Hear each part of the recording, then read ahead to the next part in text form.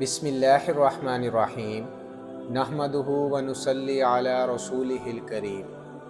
میرے محترم دوستوں اور بھائیوں، اللہ تعالیٰ نے سورۃ الانعام آیت نمبر 17 میں اسلام کا ایک بنیادی عقیدہ بیان کیا کہ اگر اللہ تمہیں کوئی تکلیف پہنچائے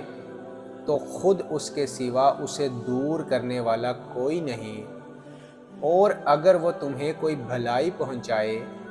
تو وہ ہر چیز پر قدرت رکھتا ہی ہے،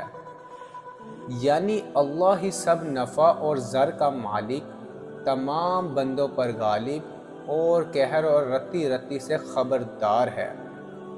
دنیا یا آخرت میں جو تکلیف یا راحت خدا کسی کو پہنچانا چاہے، نہ کوئی مقابلہ کر کے روک سکتا ہے اور نہ اس کے غلبہ اور اقتدار کے نیچے سے نکل کر بھاگ سکتا ہے۔ وہ پوری طرح خبردار ہے کہ کس بندے کے کیا حالات ہیں اور ان حالات کے مناسب کس قسم کی کارروائی حکمت کے موافق ہوگی۔ میرے محترم دوستو، حضرت ابن عباس رضی اللہ تعالی عنہ ایک دن سواری پر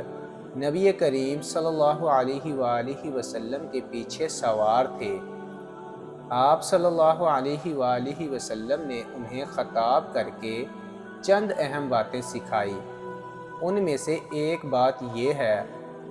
اور یہ بات جان لو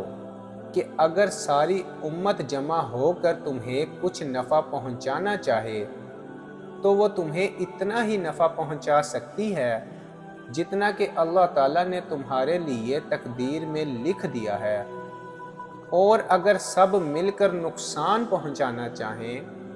تو اتنا ہی نقصان پہنچا سکتے ہیں جتنا کہ اللہ تعالیٰ نے تمہارے لیے تقدیر میں لکھ دیا ہے۔ یعنی اس بات پر ہمارا یقین ہو کہ اللہ تعالیٰ ہی نفع اور نقصان کا مالک ہے، صرف حق تعالیٰ شانہ پر ہی ہماری نگاہ ہو، اسی پر اعتماد ہو، اسی کی پاک ذات سے مانگنا ہو، اسی سے بھیک مانگی جائے، اس کے علاوہ کسی کے سامنے ہاتھ نہ پھیلائیں، بلکہ دل میں بھی کسی دوسرے کا خیال نہ آئے، بلکہ صرف وہی پاک ذات اپنا سہارا ہو، اسی کو نفع اور نقصان کا مالک دل سے سمجھا جائے۔ جو شخص اللہ تعالیٰ کے آگے ہاتھ نہیں پھیلاتا، اس پر اللہ تعالیٰ ناراض ہوتے ہیں۔ اس کے برخلاف اپنے خالق کے آگے ہاتھ پھیلانا در حقیقت اس کے حضور اپنی عاجزی اور بے کسی اور محتاجی کا اظہار کرنا ہے، جو عبودیت کی نشان ہے۔ میرے محترم دوستوں اور بھائیوں، اللہ تعالیٰ کے مبارک ناموں میں سے دو نام الضار نقصان پہنچانے والا، النافع نفع پہنچانے والا بھی ہے۔ اللہ تعالیٰ کی یہ دو صفات بھی ہمیں یہی سبق دے رہے ہیں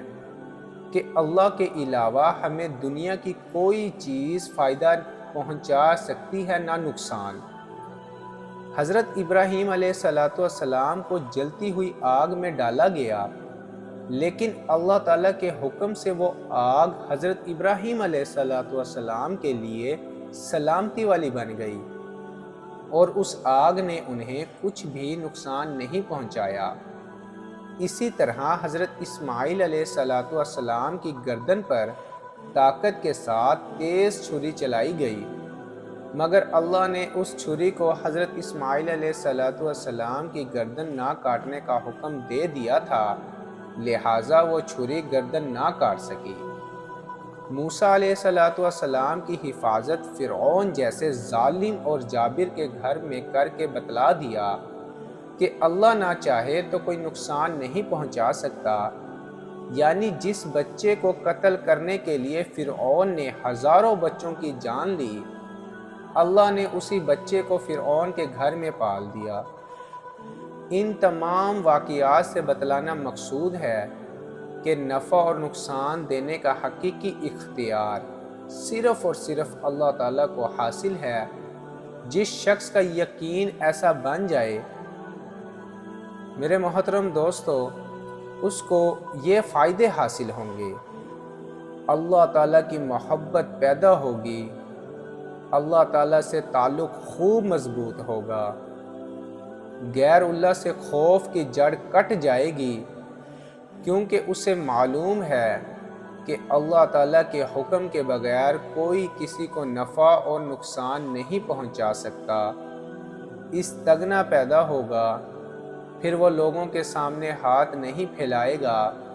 اپنی عزت نفس کو ہتھیلی پر رکھ کر پیش نہیں کرے گا۔ لہٰذا تکلیف اور راحت دونوں حالتوں میں اللہ تعالیٰ ہی کی طرف رجوع کریں۔ اگر کوئی مشکل درپیش ہو تو اللہ تعالیٰ ہی سے دعا مانگیں، اور اگر کوئی خوش نصیب ہو تو اس پر اللہ تعالیٰ ہی کا شکر ادا کریں۔